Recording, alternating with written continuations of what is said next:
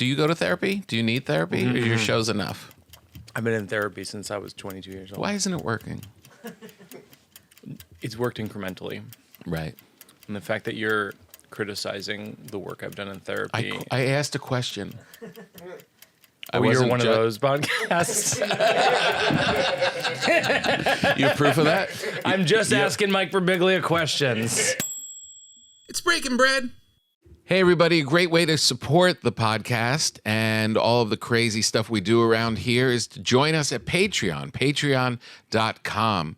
Look up Breaking Bread with Tom Papa, and you will have access to hanging with us when everything is over at our after show. You'll also get bonus episodes, stuff from the road, lots of cool stuff. Go over to patreon.com. We think you should join up because then we can talk more when all of this is over. You know what's funny is you, me, and Cynthia driving. Probably 22 years ago or something. Yeah. Driving to a Hyatt in New Jersey, Princeton, New Jersey. And I was this wide-eyed kid. I was like 23 years old. I was opening. She was the feature act. You were the headliner. I was the MC. Yeah. I was this wide-eyed kid. And I was like, what I'm going to do is I'm going to have it be like a one-person play, but also like stand-up comedy. And of all of the people in my entire universe, you and Cynthia, because you're artists, were some of the only people who go, yeah, that's going to work. Oh, really? Yeah.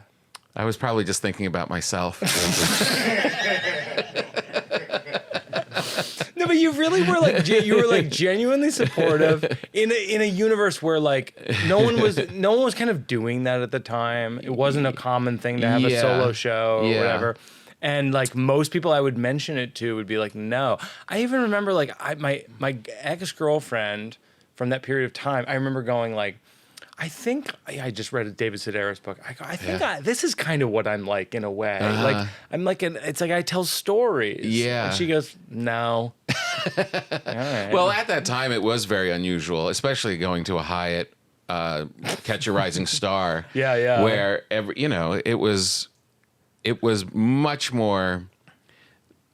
Anything outside of just pure like 1980s, 90s stand up. Yes. Was unheard of. I mean, that's, the alt thing was just starting and kind of popping off. And it was like, so to come in and say, I'm going to, do anything different would be like, what are you talking about? You do this, you get on the Tonight you do Show. 15 minutes. And you do, and you do your thing.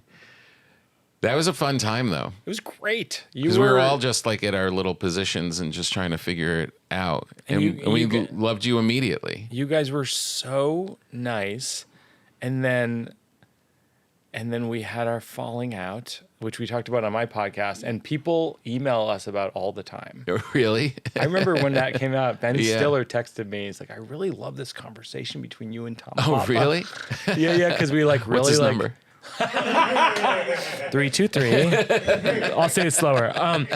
It was very grown up. It was grown up. Is what the comments that I heard about it. It was grown up, and it was us just talking through, like, maybe where we had each gone wrong and could have done better for each other as friends. And I feel like I think we're better for it. Absolutely.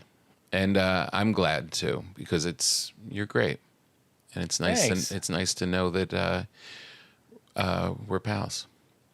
When you come in here and you're like, oh, this feels very Italian. Yeah. This feels Italian restaurant. Yeah. I baked you bread, by the way. Oh my God, that's so nice. It just nice. came out of the oven if you want to touch it. It's yours. It'll be done by... You don't have to eat it here. We can eat these, though. It'll be done by 10 o'clock tonight. This is millet. Oh, wow. Millet something. That's a oatmeal. This is cardamom, which is just a spice, but it dominates everything, and you're just supposed to say cardamom so people think you're cool. And then these two assholes. But that I made for you. Oh, that's so nice. Yeah, I know. Well, did you come to Baking Bread during pandemic, or were you doing it before that? How dare you? I can't believe we're not friends again. I was you've baking been bread doing it for years. Yeah, before the pandemic. same. I mean, it was probably 3 years before the pandemic, but yeah. Then all these pandemic people showed up. Yeah. So now when you're like, oh, I'm a bread baker, they're like, oh, the pandemic. Yeah. And you're like, no. Yeah. It's like when you like a band before everybody else. That impression you just did of me was offensive. Oh, I wasn't doing you at that point. Oh, okay. You're doing someone else? I was doing someone else. Yeah. Oh, pandemic? Oh, pandemic. Yeah. I like that you wore this shirt on your special and you changed from the button up. Oh, from the button-down shirts to like a sweater kind of thing?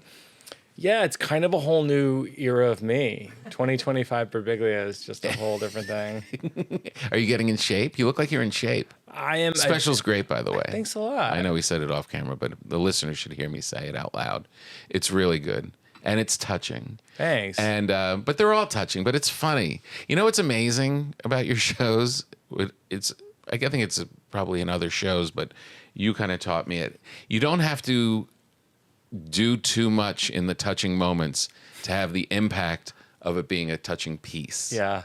Oh, that's You know what I mean? Like you're loaded with jokes always, and then you weave in. You don't have to be heavy-handed about it. If you just say, "My dad had a stroke," and just take a moment of sincerity, Yeah. and then go back to jokes. The impact. It's interesting. Like Ira Glass has been like a mentor through many, many years, and he is obviously a brilliant storyteller, host and producer of This American Life.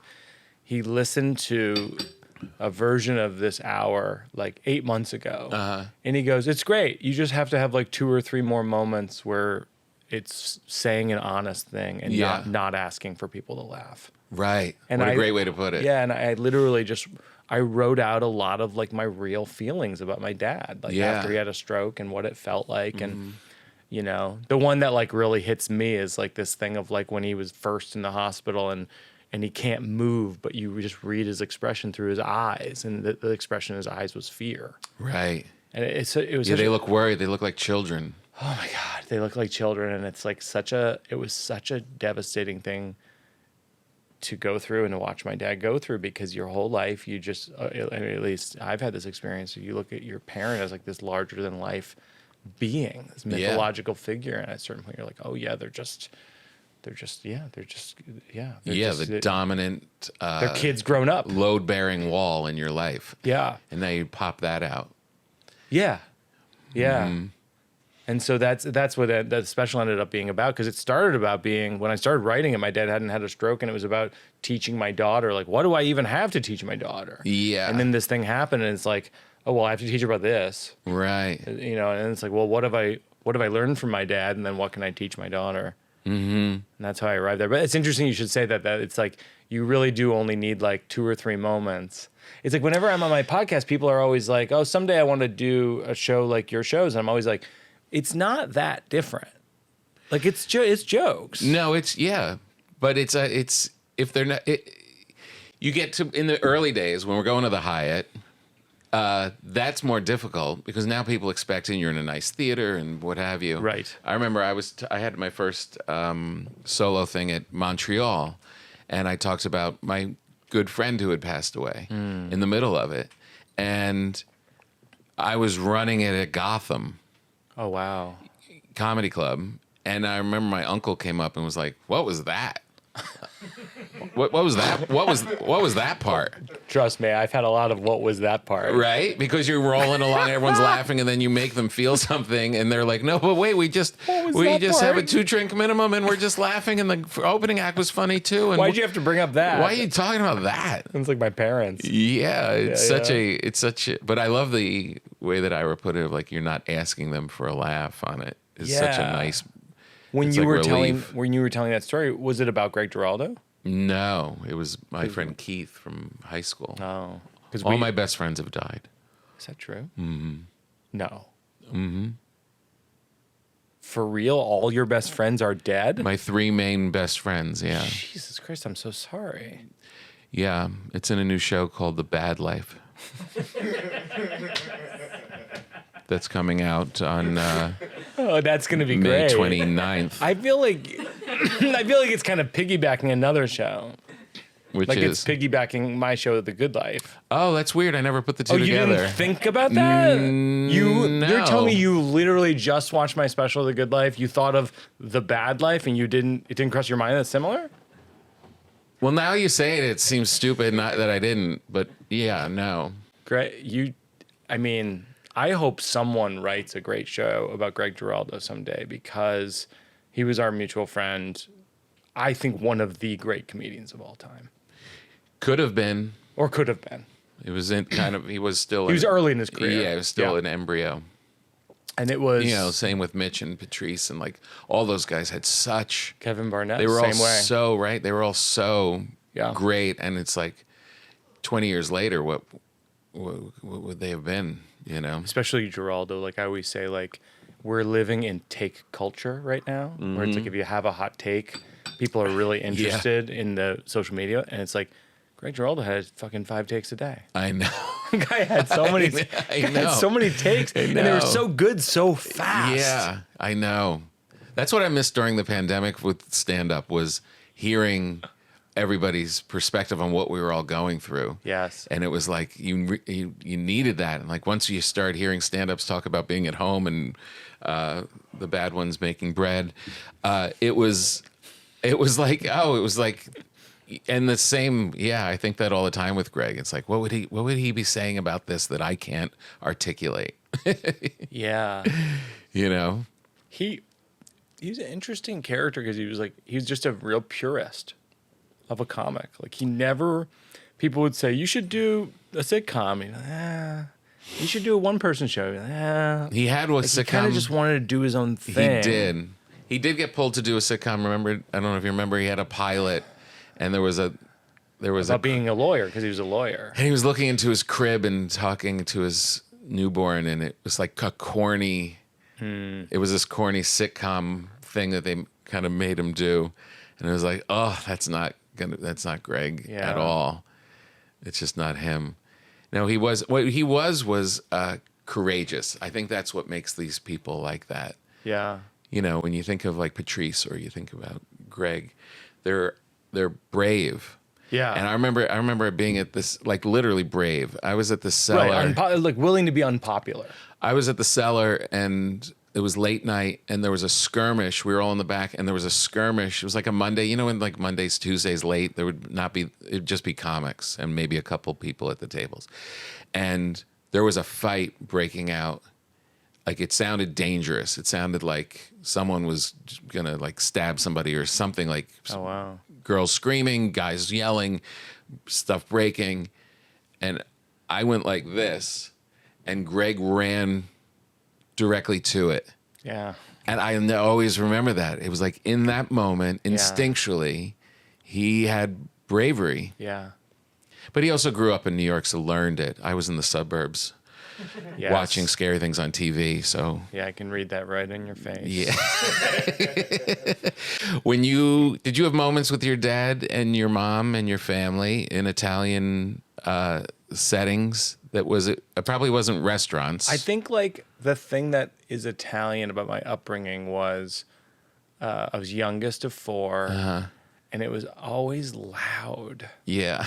And so, like, if you wanted to be in the conversation, you had to be, like, either loud or funny or provocative. Right. Or else you just get steamrolled. Yeah. And, like, as I understand it, that's a very Italian cultural thing. Oh, God, yeah. Yeah.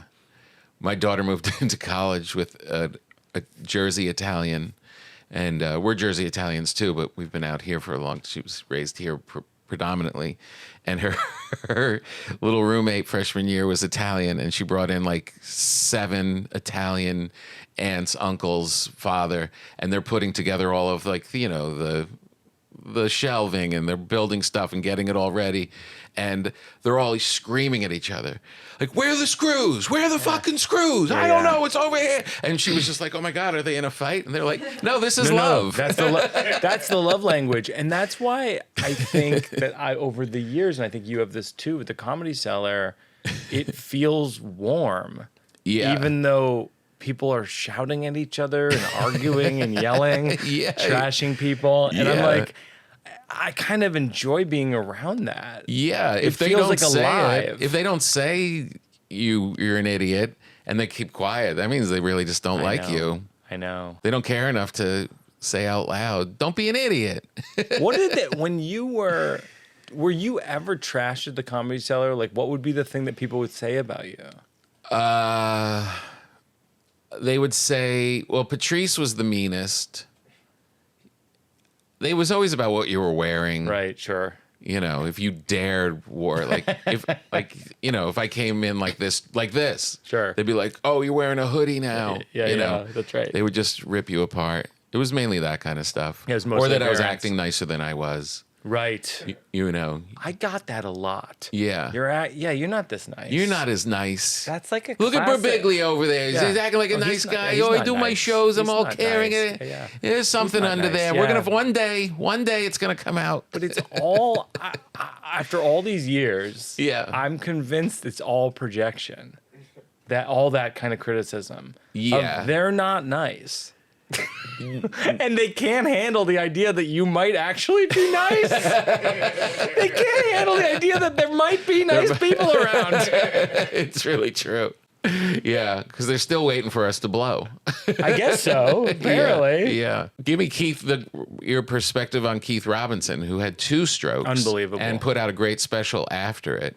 And He has that great after years of stroke understanding of watching your dad go through It's it. funny, like there's that great line that Keith has where one day Chris Rock comes in and calls Keith Strokey Robinson. And then what? My other favorite one is Rosebud Baker walked by Keith one day at the cellar and goes, "Hey Keith, you still pretending you had a stroke?" But That's love. yeah, it's love. It's love. And I think I think Keith is phenomenal. I mean, he's an unbelievable comedian. Yeah. It's crazy that he's somehow gotten better at know. comedy I after know. having 2 strokes. He's putting out the best material of his career, and he's been doing it like 40 years. He's got literally grandchildren. Yeah. It's the essence of a comic. It is. He opened for me in Atlantic City. He filled in for someone who canceled last minute. He drove in from Philly, or his son drove him in. And I remember the walk from the wings to the mic in this theater was substantial. And I'm like, how's this going to go? And he's just, goes out there and he's taking his time with his ambled walk. And he gets to the mic and within 2 lines is killing. And I was like, how's that gonna work? They're gonna be freaked out. And he's slurring his speech, and but the essence of what he is can't be squashed by the stroke. That's right. It's interesting, like with my dad, it was, and this has always been the case, like when I talked about having cancer when I was 20 and different things that are challenging through the years, where the audience, when you first broach the subject, the audience gets tense. Yeah. They're like, oh, what's this going to be? Right. I had cancer or whatever. And when for the cancer thing, the first joke was that I had that worked was I had cancer, but it's funny because I'm a hypochondriac, and I think the funniest thing that can happen to a hypochondriac is you get cancer because it confirms every fear you've ever had. You're like, see, I told you. Yeah. Remember last week when I thought I had rickets? I was probably right about that too. There's going to be a lot of changes around here. And once I had that joke, it was like in Sleepwalk with Me a decade ago, but once I had that joke, the audience was like, oh, okay, we're okay to laugh at this group of material, of section topics. And with the stroke, the first joke that I had that worked was, because my dad had a hot temper. He was shout when I was a kid. God damn it, blah, blah, blah. Keys. Yeah, where are my goddamn keys? And I go, so I see my dad in the hospital. It's devastating. Everything about the stroke is devastating. But I will say, it has calmed him down. The audience, once the audience laughed at that, it's like a handshake with the audience of like, we're going to laugh about this thing for a little while. Right. Yeah. It is like, it is like a precarious thing. People always ask me like, how do you tell stories on stage? How do you do that? How do you talk about like sad things? Mm-hmm. And it's like, I think it's one joke a lot of times. It's one joke. That works. Like if you can get one joke working about having cancer, about your dad having a stroke, the audience is like, oh, yeah. Right. Yeah. It really is kind of amazing though when you you have these moments in your life, and you usually have to kind of digest them and kind of figure them out and then present them. Yeah. Like whenever you watch a comic when they're coming up and they get engaged or someone dies or whatever, and it's like it takes a while for the act to shift. Yeah. This seems like it was happening kind of in real time. It happened in real time. So you're kind of understanding it and putting it out. It's pretty profound that you're able to do that quickly. It's the first time I ever did that. Yeah. Where I didn't. It's not a challenging thing from my past. It's a challenging thing from my present. Yeah. And it was honestly, well, I needed the material, and nice. You criticize your dad a lot, but he gave you something. Ultimately, You gotta fill an hour. People can tell if it's soft. he doesn't have it in him.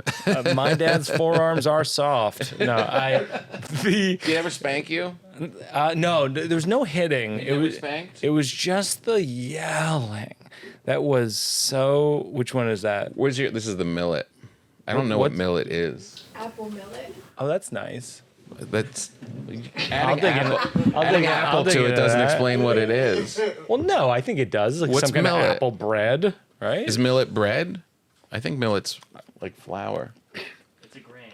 It's a grain. Cereal crop. Oh, all right. A cereal crop. But yeah, it's no, it was this. You know what it was is that going through this thing with my dad, and it's so hung a lantern on the thing I was talking about my daughter, which is like I don't know how to explain things to her, and then I'm trying to explain to her what a stroke is, and I'm like, I don't even know how to explain what a stroke is, and I'm like, let me try that on stage, and then the more I was doing it, the more it was just connecting. Right. And I was like, oh yeah, I think I can do more of that. I mean, what's crazy is like I don't know, a year. I mean, he had the stroke 15 months ago. A year ago, I was touring with an hour that had none of this in it, and now Right. it's like half of the show. Mm-hmm. So It's pretty great. that's pretty wild. It's a strange experience. Yeah. It's weird. I mean, I gotta figure out whether I'm going to show where it it to takes a him. while, right? Oh, really? I gotta figure out whether I'm going to show it to him because some people say to me, they're like, they see the show and they go, "You should show this with your dad to your dad. It's like a love letter." And I'm like, "Yeah, I know what you mean." But then I'm also like, what if it kills him? Like, literally, he dies because he's already Show on the number verge 7. of dying. Next show. Show number 7. He says Life with keeps no. rolling. He says with no hint of irony. Show number 7. No, but I literally You know am like, what I what if mean? I showed it to him and he fully dies, and then I get blamed. You know What's the blamed for weird death. part is I don't know if not knowing the man, but knowing the man because you describe him kind of like my it's father. pretty close. He's kind of my fatherish. Really like this big monolith, this big, whatever.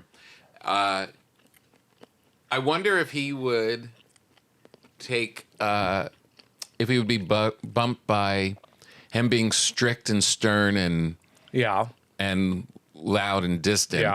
than the stroke. Oh, interesting. Yeah, I think he would find the stroke thing over the line. He doesn't like personal humor. Mm-hmm. He doesn't like profane humor. So those are the two things in the special that he wouldn't love. Right. I have a joke about. So he wouldn't be bumped by you saying that he was like standoffish or what your relationship was. It's weird.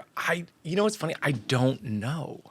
That's a great example of like him being distant. Like I don't know him well enough to know if he knows he's distant. You don't know him that well. And that's the next show. You don't know him that well?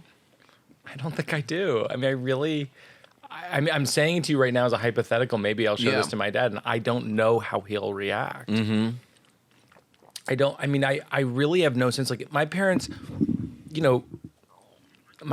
never really came to my shows. They never really understood me being a comedian. I remember when I was a door person at the Washington, D.C. Improv when I was in college, my dad goes, "Comedy club? What do they do? Strip?" I'm like, no, they perform comedy. He's like, that's not your priority. And I was like, okay, but it was secretly. Right. But But he had you tucked in Georgetown and thought, yeah. yeah.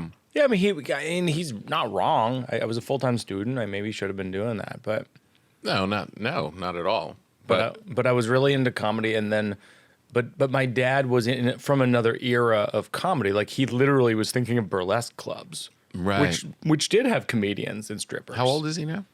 84 years old. It's weird he didn't know what comedy clubs were.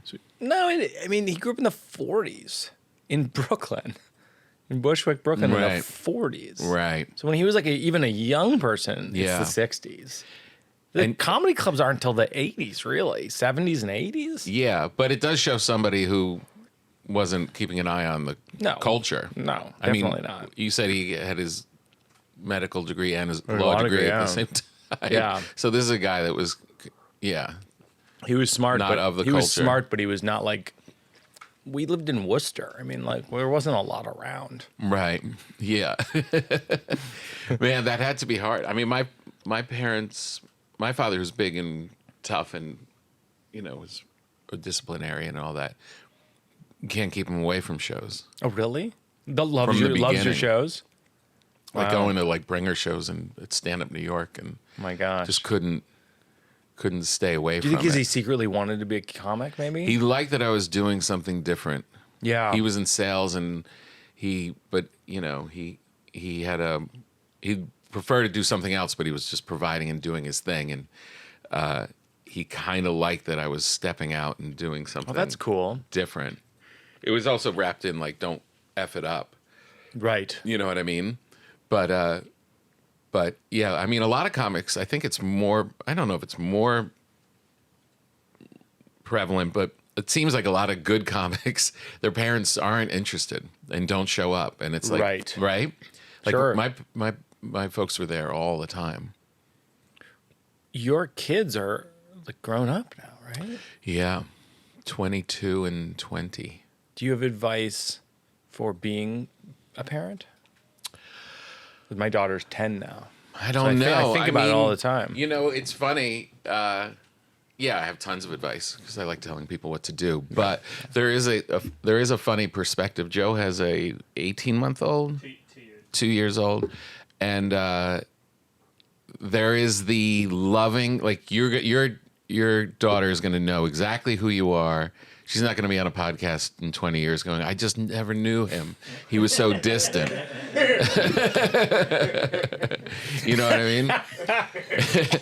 But the distant parents, like you see these kids who are left to their own devices, like get out in the world and make it happen, Sure. and become successful. Yeah.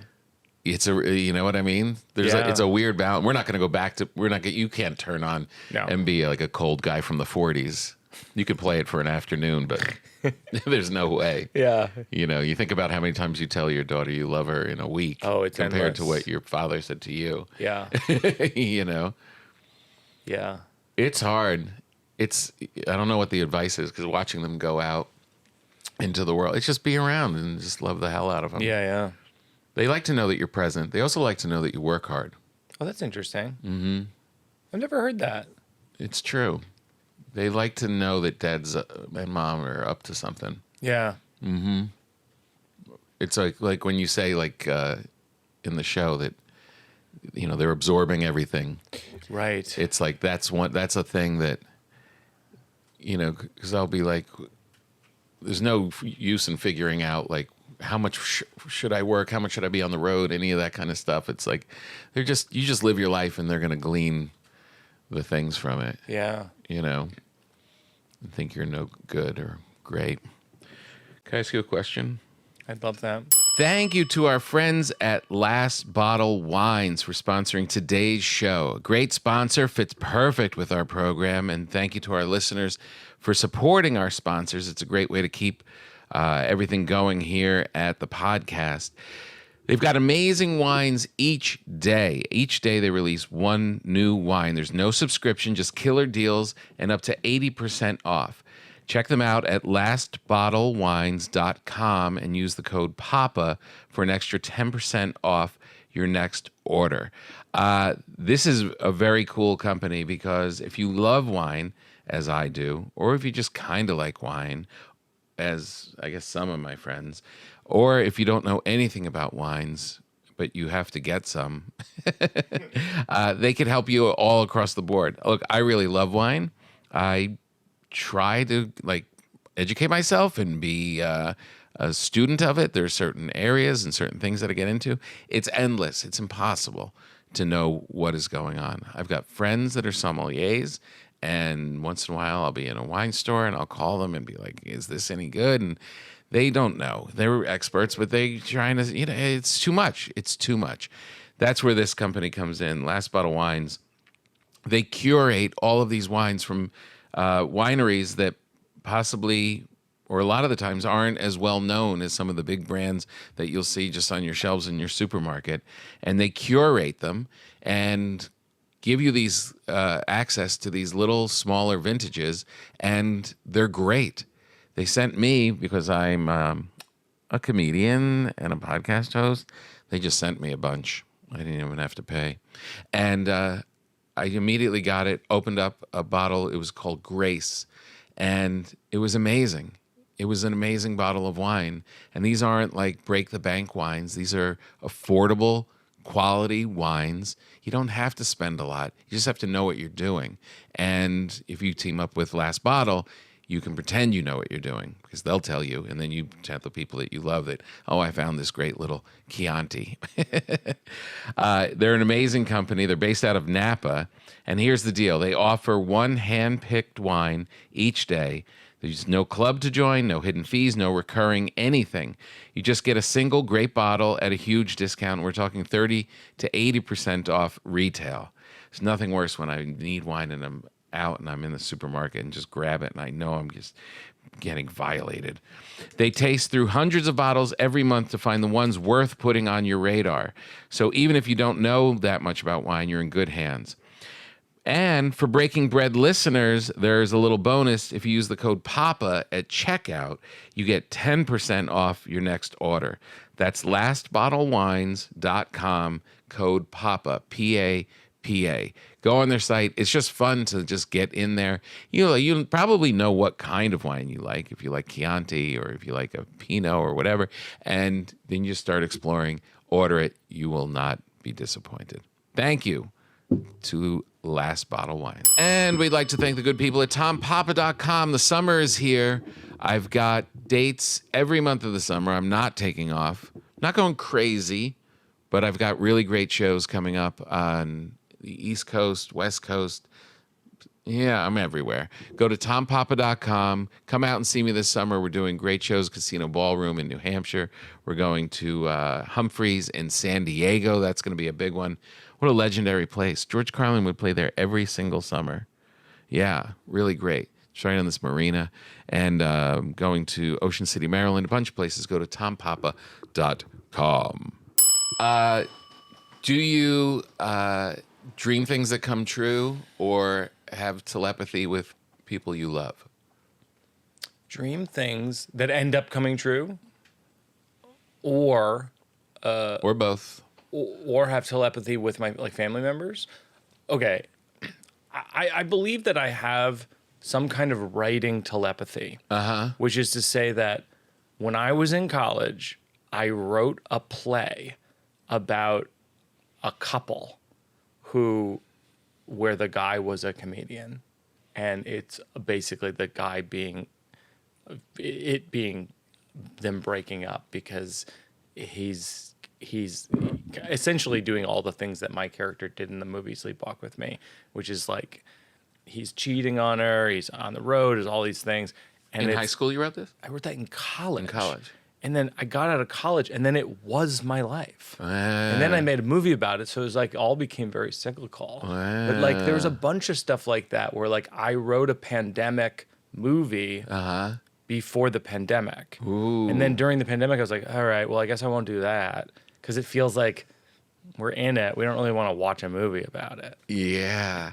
Oh, so I feel cool. like I have had that to a degree, which is bizarre. I've actually never talked about it in anything. Yeah, no, it's a real thing. Something.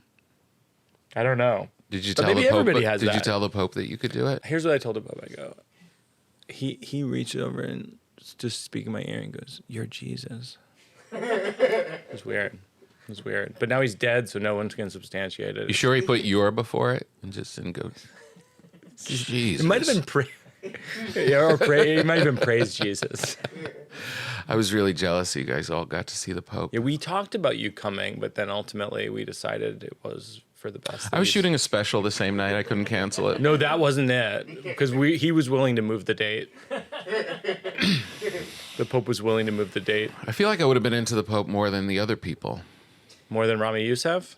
Yes. More than Julia Louis-Dreyfus? Yes. Maybe. Not more than Colbert. Colbert was really into it. Yeah. Conan was pretty into it. Yeah. Chris Rock was pretty into it. Yeah. Yeah. Yeah, some of us were into it. And Gaffigan, of course. Yeah. Gaffigan was really, really into it. I mean, he brought like his whole family and everything. He brings his family everywhere.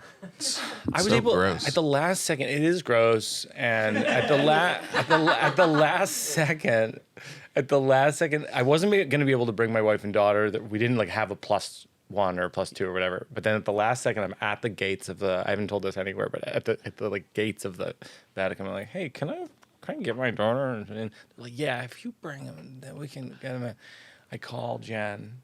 She's at the hotel. I go, hey, it's like 6 a.m. I go, hey, I think I can get all of us into the Pope. She goes, we're sleeping.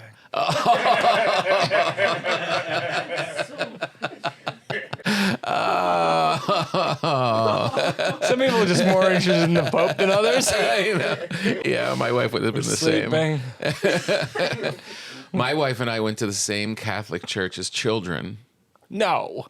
We had the same I didn't know kindergarten that. teacher. Yeah. Really? Yeah. Wow. And we were a year apart, so we never met until the comic strip when we were grown-ups. Wow. But we went to the same church in Park Ridge, New Jersey, where Bill Maher has his opening scene for Religulous. Oh, wow. Because he went there also. Jesus. Pretty funny town. It's a pretty funny town. Any other comics? At that parish? No. No? Wow. No, I don't think so. Yeah, we went to the same one. And Bill and my wife would not be that into the Pope. But I would have gone. Whatever. No, Bill likes meeting anybody. Yeah, apparently. Matt Gates. The list is long. Kid Rock. No, I'm just talking. All right. Okay. I remember Colin Quinn saying, they were shitting on a comic. I won't say who the comic was, and some people were shitting on a comic in the little hallway of the Comedy Cellar, and I said, and everyone was ripping him apart, and I said, I don't know, he's always been nice to me, and Colin's like, well, that's like saying, well, Hitler, he's a real bad guy. No, he liked me. We had a great afternoon. I always remember that. Larry David's editorial. It was so The New great. York Times. Yeah. So great. We do a thing on this program called an uncomfortable moment, and this is a little different today because it's not really that uncomfortable. Okay. It's a pitch. You, right? Feels so good. Can I have a little bit of it right now, or it's weird if I do? You can. You can do. It's your bread. You can do whatever you want. Do we have a little thing for the olive oil? Oh, wait. Yeah, that'll work. Someone taught me this recently. So that you don't cut your fingers. It's like you put your fist down. What are you, 5? No. Well, no, but I have a 10-year-old. That's so funny. Here's some olive oil. You whop. I've been cutting my fingers off for years. Finally have a trick. Use my knuckles. That is really weird. That's right out of the oven. It's so good. Right? And that Brightland olive oil is great too. We get that. Yeah, you get this? Oh my My God. mommy gave that to me. Come on. Yeah. That's nice. You're great. Right? Who loves you? You? Yeah. Awesome. So, Oh, yeah. So this is a pitch. Usually it's an uncomfortable moment, stuff we find out on the internet about people and present it to them. We've had some very controversial moments. Okay. This is more of a pitch. It's controversial just because it's a weird idea. Yeah. You're legendary for your sleepwalk story. You mention it in this special again in a great way of talking. Do you want another coffee? No, I'm good. You sure? Thank you, though. And it's something that's not going away in your life. Right. Yeah. And people see you as connected to the condition that you have.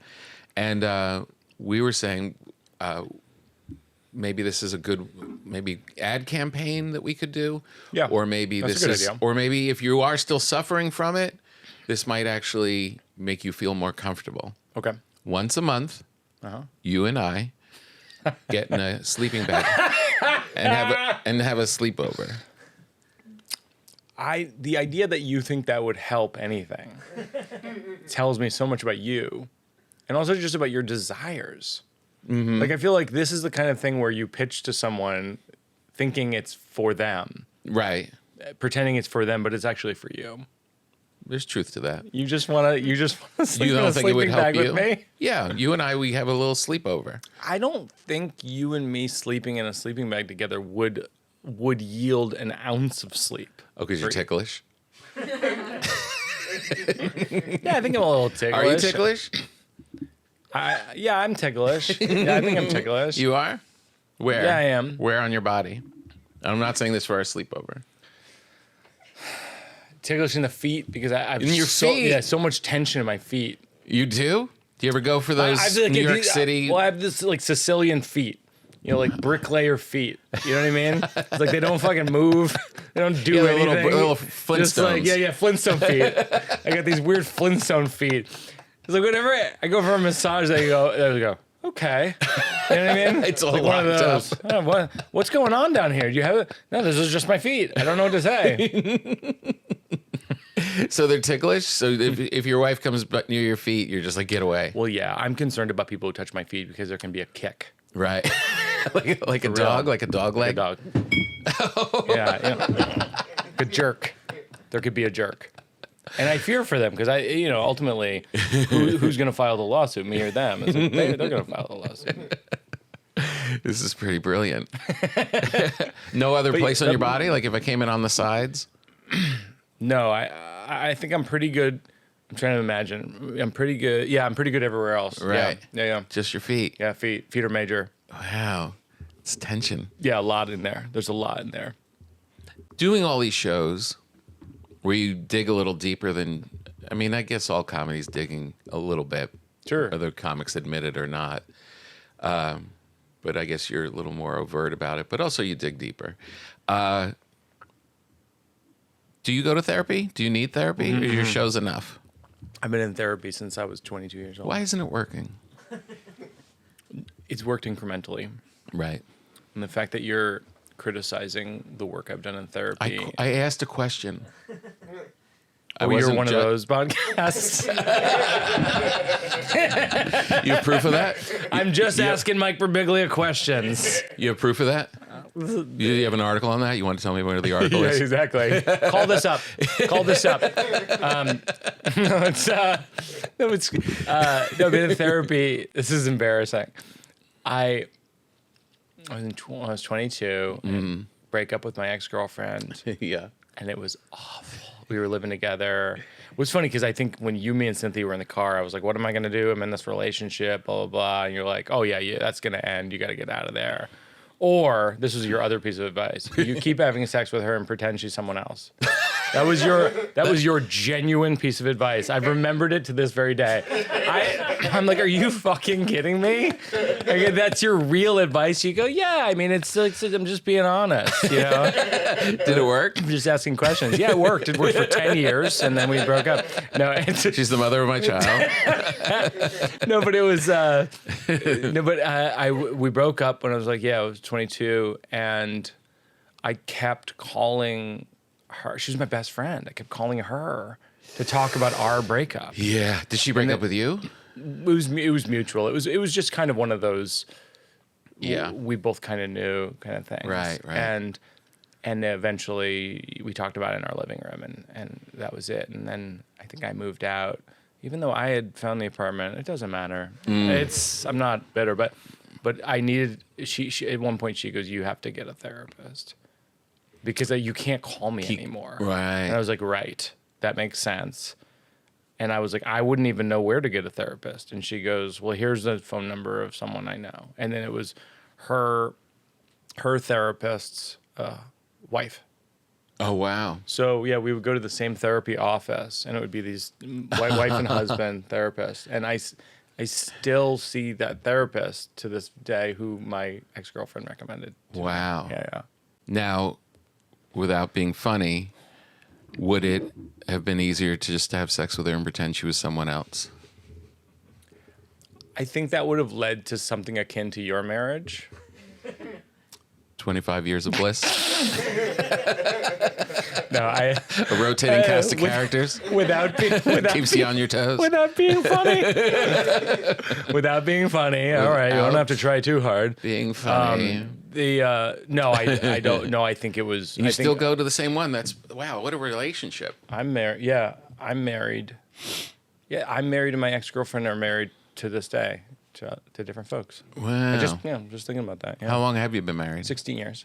Nice. Yeah, I think she's been married maybe 20 years. Wow. Yeah. Good. She's an actor in my movie Don't Think Twice. Really? I put her in as my character's girlfriend. What? True story. What'd your therapist say about this move? It was my wife's idea. Your wife's idea? My wife's Jennifer Hope Stein was a producer on the movie, and we're talking about it. We're like, well, there's this one part, and it's like a Midwestern person and woman and all this kind of stuff, and my wife goes, "You're talking about Maggie?" And I was like, "Yeah." She's like, "You can just ask Maggie to do it. She's an actress." I go, "Yeah." And so then, but then we couldn't. It was weird. Like we couldn't say to the producers, like, "Hey, I want my ex-girlfriend to play this." It would just be odd. Yeah. So we just put her on tape. I like called Maggie. I was like, "Hey, will you put yourself on tape for this?" And really? I'll see if it might work. And we just showed the producers the tape without saying anything. They're like, "Yeah, she's good." Oh, that's pretty. Yeah. Yeah. If I was a therapist, I'd have more to say on this, but What would you say? I would say good for you. Okay. Did you fantasize about her when she was on set? I fantasized about other people while I was with her on set, which was your advice. No, that's great. That's very healthy. I fantasized with her that I was with my wife. Your wife's a poet. Yep, true story. So she sees deeper than... Yes, she very much has a like a sixth sense of sorts. She has a sensitivity that is at times scarily accurate to things that others don't see. And then her hit rate of being right is like 96%, but those 4% where she's wrong and convinced that she's right is look out. Oh, really? Yeah, it's wild. Especially if you were right. No. If she's right, exactly. Right. Especially if I'm right. If she's wrong in these few moments, but you are right. Yeah. That's what do you call it in your special, keeping score? Yeah, I say my love language is keeping score. Yeah. I very much keep score, and she does not keep score. Yeah. Or she does, but she won't admit to keeping score. Right. Yeah. Yeah, but she's a wonderful poet. We did a thing at Symphony Space recently. We do something sometimes called jokes and poems. Oh, nice. And she'll do a poem and I'll do a joke and et cetera, and kind of like free associating on the ideas. Mm-hmm. And super fun. We did it in support of this great poet named Maggie Smith, who just had a book come out. Right. And it's, and so I think we're going to start doing it like a few times a year. We've done it at Largo before. Oh, that's great. Yeah, it's fun. That's really cool. Does she like reciting in front of people? She's super shy. She's very introverted. Right. And so I think that she loves the madness of it, but doesn't love it. Right, You know right. what I mean? She loves like, this is absurd. Right. You know what I mean? But she Yeah. doesn't. She's not like, I want to do this every day. Do you ever write poetry? When I was a kid, I did. There was a poem I wrote when I was probably like 7 or 8 years old, and it was like, there's a bear in my chair, and I gave him a jar of honey, and he went away, and I didn't know what to say. And I used to read that on stage before I met Jen.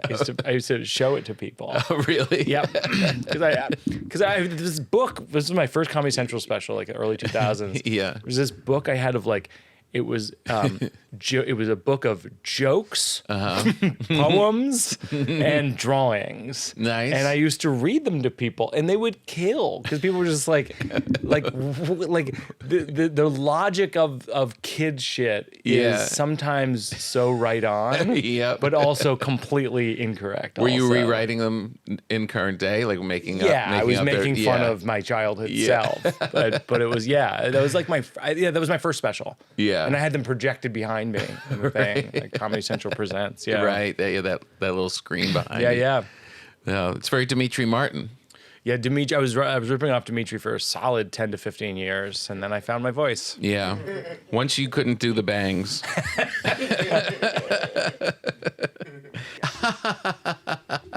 Shh. There's extra material over at Patreon. Yeah. If you guys go over to Patreon, it's a great way to support this podcast and enjoy all the extra stuff that we have, bonus episodes, crazy things happening. Today, I might break open one of these wines and maybe eat a Dorito. Shh. No more children, one child. We have one child, and I think that's what it's going to be. And this is what you're going to be. Would you ever adopt someone over the age of 15? Sure. All right. Do you have someone in mind? Yeah. He does some of our editing here at the podcast. Oh, it's that guy. We'll talk about it after. Okay, sure. We'll talk about No, it I mean, after. I think I'd be open. I have no plans to do that, but I think if the circumstances were like, there's this, I can't tell that story. Yeah, you can. Well, no, I was gonna say a story, but then I'm like, no, it compromises people's. Well-being. Someone have to die? Well, it was someone like, die? I won't say the names, but like one of my relatives. That starts with gran. One of my relatives grew up in like an abusive family, and it was terrible. And my grandmother, Grandma Mackenzie, just like fully kidnapped her. It was a relative. You know, they were Because she was in trouble? no, because they were being abused. The kid was being The kid was- abused. yeah, And that's so what I mean. that's like one of my relatives now. She wasn't really in my direct family. Oh, she wasn't a family member. Yeah, but it's like a Oh. different era. I don't think you I can do know. that now. I think that was like of a bygone era. No, we'd all get alerts on our phone, Right. right? She just Someone's took in her. a Prius. Yeah, it was like it was like her cousin Right. kind of thing. You know what I mean? Like Wow. it was kidnapped her, and raised her and was a great mother to her.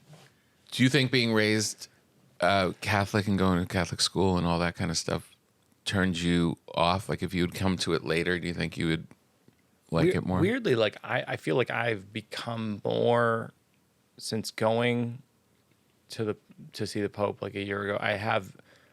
I've realized how much I haven't explained to my daughter about Jesus, and how because I'm such a reactionary to my own Catholic upbringing, I've just been like, no, we don't go to church, we don't blah blah blah. Yeah. But then actually, like, well, yeah, of historical figures, Jesus is a pretty interesting one to talk about because Yeah. he modeled a lot of great behavior.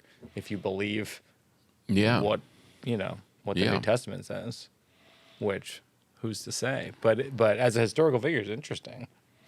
When's the last time you went to church? It's been a decade. A decade. Yeah. I feel like if you go heavy, if you're made to go heavy young, it's you burn out. That's what happened to me. Yeah. I mean, I went so much. I mean, I talk about it in the special, but it's like to the point where like I still sing the hymns in my head today. The one I go, keep in mind that Jesus Christ has died for us and is risen from the dead. This will just like pop into my head.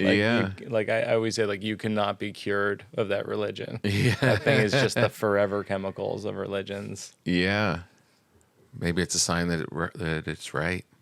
Or that there's something to it. Yeah, right? Like that I feel like that's my takeaway after all these years of like not going to church, of like, well, it's not entirely wrong. Right, yeah. Exactly. I can't believe you didn't ask me to go see the Pope. Oh no, we talked about it. We had a council. There was a council. Who was for me going to see him? Or was it unanimous? It was for you? Who was in favor of me coming in this council, and who was against me? I think there was a group of bishops who were Nazis. They're left over from Ratzenberg. Mussolini's era, and they were for you. Oh, they were for me? Yeah, they were for you, but they're just not very popular right now. Oh. But they're going to be Pope soon again. No, I don't know. I don't know which way it's headed. Did you feel something when you met the Pope?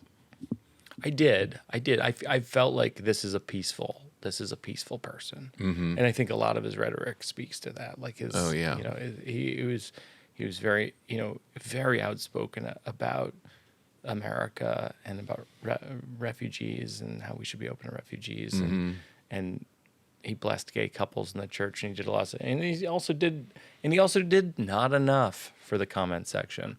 But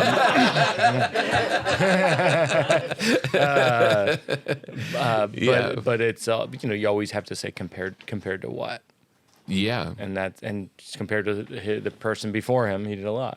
Yeah, more than most. I have a joke about him that I always say like he's a good pope, but only compared to other popes. Like, if you met him at a party, you'd be like, this fucking guy? You know what I mean? But compared to other popes, he's amazing.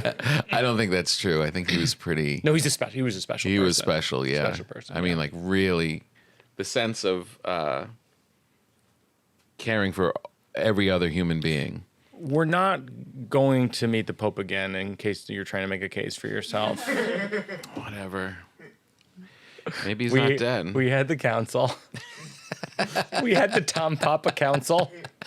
I was shooting a special, right, Joe? We were in D.C. Yeah, we were in D.C. I remember. We were so busy. Right. You guys did seem busy. Would you rather be a monkey or a lion? Monkey or a lion? I think monkey. I just think like, I know that, I just feel like monkey, more escape routes, feels like. Yeah. Crafty. Right. Lion, you got to fight. Yeah. It's like lion, it's like you gotta fight. It's like, yeah, you're big, but it's like you just have your you're in this position. Mm-hmm. You go like this a little bit. Yeah. That's your only move, I think. Mm-hmm. I don't know. Maybe I'm wrong. I think you're right. Okay. There's no wrong answer. Are you answer. monkey too? I'm monkey. Okay. Yeah. Monkeys can like come up to a buffet and get a roll and take off. A lion's not doing that. The lion's got to like go kill a giant animal. I think what got me through Catholic school was my monkey-like skills. If I'm being honest, because everyone wanted to fight me all the time. Right. I would just sprint away. You know what I mean? Like, say something sarcastic and run. Exactly. And I guess I was wily like a monkey. You know what I mean? Yeah. And I think monkeys are survivors in that way. Yeah. And I think that that got me through a lot. You talk in your, not only this special, you talk about angry Mike sometimes. Yeah. That there's a little anger. There's an anger sometimes. What is that? How's that come out? Who is Angry Mike? I've never seen Angry Mike. I think it just it stays in. I just sometimes feel overwhelmed with anger, and then I get hot. It's funny, like that's the cliche of it, right? Yeah, that you get hot, red hot under the collar, or whatever it is. But it is like physically hot. Yeah, And but I never shout at people. My dad shouted so much as a kid, and I was always as a kid. I just remember going, "Not going to do that." Right. And it is like one of the things. Like it just feels so counterproductive. Yeah. Yeah. But yeah, So just as a quiet kind of. Yeah, I think part of it is just I'm very passionate about things, and then if something comes in the way of the thing that I'm very passionate about, you have to do sort of a dead stop, and then sometimes it just bottlenecks in you, and you just feel anger. Yeah. Yeah. Did you ever get in a fist fight as an adult? As an adult, no. As a kid, When was your last fight? 9th grade. 9th grade. There was this whole thing. Who was it? I always say a fake name. I say Joey Grigioni. Joey Grigioni. It wasn't that. It was something like that. That's funny. My last one was a very similar name. Like a tough Italian kid. Yeah. Yeah, it was this guy, and it was. I would walk to soccer practice, and with the other soccer players on the team, and the football team would walk, except the football team had like foot pads and all this stuff, and we had this like back and forth with the football team. It was a kind of a mock rivalry. Yeah. And then I think I was like maybe louder and more annoying than I realized. I would say with some confidence that that's true. A fun monkey. A fun monkey. And then one day, this guy, the Joey Grigioni character, he punched me in the back of the head. I went down. I didn't see it coming. He blindsided me. Oh, what a douche. I'm on the ground. It just, and it was shocking. And I got up and I sprinted down to practice, and my soccer coach came over to me and talked to me about it. And then they had like a school discussion of it. And then that guy was suspended from the football game for one game. Oh. One game only. Which Joey Grigioni was furious about. Furious. So you wanted to fight again? Right. But he couldn't, because he knew he couldn't. So he just sent his other goons after me. Oh, no. So like... Oh, my God. So I would be at my locker, all boys Catholic school, 9th grade in Massachusetts. And like some random kid would come up to me, like Tim or whatever. And he'd go, "Hey, Mike." And I'd turn around and he'd go, it's just full punch in the face. Oh my God. Go, "That's for Joey Grigioni." And then they'd leave. It was like, I was in a situation where it was like goons were beating me up for credibility with like the head goon. Jeez. It's pretty wild. It's pretty wild. Not unrelated to becoming a comedian full time. No, not at all. Yeah. There is that time in high school when guys fighting each other becomes legit offensive violence. 100%. It flips like around 9th, 10th grade. Yes. Where it's like, no, this is no longer growing up, wrestling around. Like, this is now a violent act. Right. Oh, that's horrible. And you just had to ride it out. You couldn't get it to stop. I wrote it out. Yeah, I wrote it out for the year, and then I switched schools. Oh, boy. And you had to change schools. Yeah, switch schools, and then with the new school, when everyone's meeting each other, and here's what I'm interested in, blah, blah, I just left out the part that I was completely beat up at my previous school. Right. And my takeaway from the whole experience is that sometimes running away works. Yeah. Yeah, a whole new identity. Yeah. That's what built Florida. That's what built Florida. It built New York City. And it's the Great Gatsby. I mean, in Los Angeles, you see that in New York and a lot of places all the time. People move there. This is who I am now. New chapter. Yeah. Yeah. Wow. How many guys punched you in the face, you think? Probably 4 or 5 guys. Jeez. Yeah, it was pretty hard. Enough to get out of there. Yeah. Sometimes I see them in my audiences. Do you think they show up? No, I think I project them onto the audience members' faces. Wow. That actually gets me very angry. So, or used to in my career, if an audience member would just like be like talking at me or just like talking loudly or heckling in some way like that. When I was younger, I used to get really mad about that. Now I don't get mad about it anymore. Taking your control. Yeah. Right? Yeah.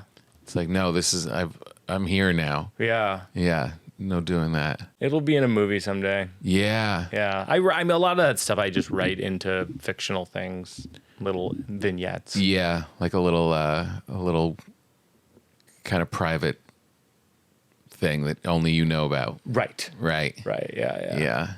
Yeah. What's your most common comedic name? If you have a character and you want to give him a name, I use Don a lot. Don a lot. That's it. Yeah. Yeah, I think Joey's a common one. Yeah. Yeah, Joey. Right. Joey, my brother Joey Bag of Donuts. Right. A little Joey. All right, just a couple more questions. I know you got to go. Where are you going after this? I am working on writing my next movie. Today? This morning I did from 7 to 9 this morning. I mean, where are you going? Like right now, so I'm meeting with people who make movies. Oh, that's cool. Yeah. So like when I'm here, I end up meeting with people who make movies, and then and that's my next thing. I'm gonna make a movie next year.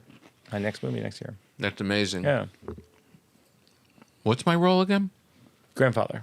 Grandfather. Yeah. Perfect for this question. Number 2. What a douche. What is 80-year-old Mike Birbiglia going to be doing? Oh my gosh. 80-year-old. Wow. Do you have an answer for this? Kind of. Okay. So 80-year-old. Oh my gosh. You really wouldn't be in a sleeping bag with me? I would do it for an hour. In the middle of the night? I think overnight. I value my sleep so much that I just don't know if we should do it.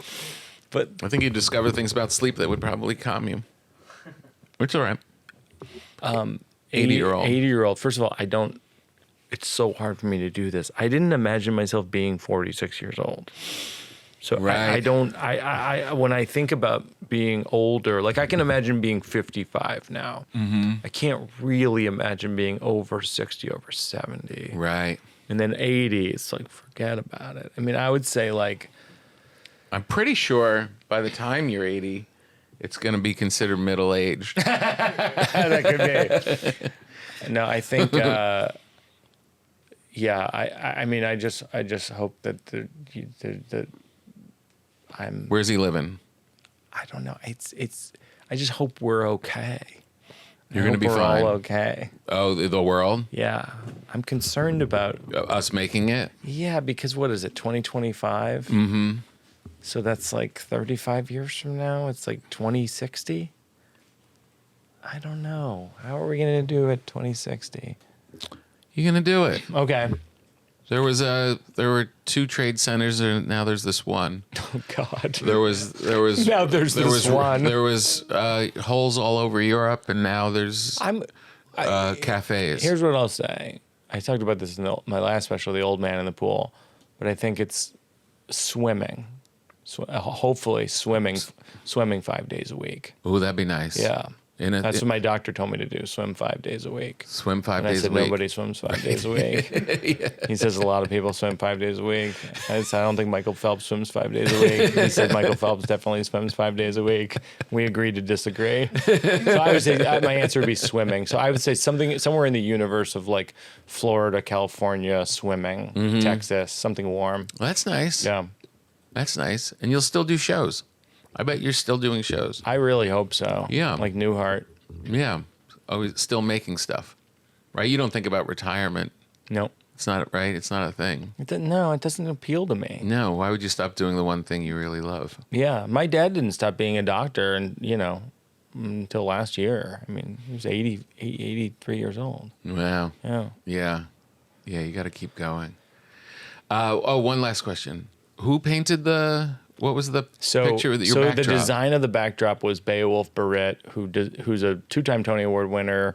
He's done all 6 of my solo shows. He's amazing. Oh, he's done all of them? The actual painting was done by a Ukrainian painter named Irina Porshnagina. She flew in for a month and painted. That's an actual canvas. I've never seen a comedy special that has an actual canvas painting. Whoa. And she painted it, and then we're cutting it up we cut it up and we're giving different segments of it to charity, and I'm gonna have a segment of it on my wall in our living room. Yeah, it's moving, isn't it amazing? Yeah, I've never seen anything like it. It's stunning. Wow. But Arena is amazing, and Beowulf's amazing. I mean, I'm so lucky to. He and I started. It was really cool. He and I kind of started at the same time, and so I'm able to work with this guy who, like, I feel like in no universe would I get to work with this guy, but we're just been friends all these years. I love when you walked over the frame. Isn't that cool? Yeah. Yeah, and I walk over it at the end. Yeah. It's for some reason it said to me Virginia. Oh, that's interesting. You know, like Monticello, like kind of a landscape. Yeah, my director Seth Barish, who's done all my shows too, like we talked extensively about what could the set be that isn't overkill. Yeah, you know what I mean. Yeah, and because of that message at the end of it's what is the good life. Yeah, what's the good life? It's not grandiose. It's kind of small but moving. Yeah. And so Aaron Kopp is the lighting designer, and so the lighting of it changes through the whole special, and it's really it's just really subtle, and we spent an extraordinary amount of time, and it's just a credit to all the people who've worked on these specials with me over the years. They're just incredible. Yeah, look great. Yeah. Well, congratulations. Thank you so much. Thanks for coming over. Thanks for having me. That's some great bread. Yeah, and I'm gonna give the pastries to your team. All right. Pastries. You're the best. You're the best. Thanks for having me. Well, I would have you in a sleeping bag, but apparently that's off the table. We got it, kids. I would do it.